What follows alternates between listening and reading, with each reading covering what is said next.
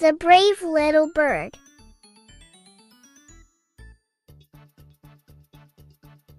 Once upon a time, on a farm, there was a little bird.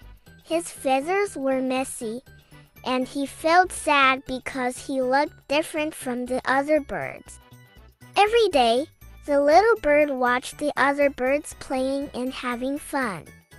He wished he could join them, but he felt too shy and unsure of himself. One sunny day, the farmer's daughter came to the farm. She saw the little bird sitting alone and looking sad. The girl smiled kindly and said, "You may look different, but you are special in your own way." The little bird felt a glimmer of hope. He decided to try joining the other birds in their games. At first, the other birds laughed and teased him, but the little bird didn't give up. He kept trying, and soon he found his confidence.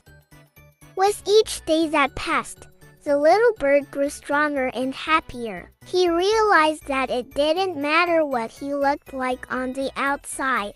What mattered most was the courage and kindness he had inside. And so, the once sad little bird became known as a brave little bird, inspiring others to believe in themselves just as he had.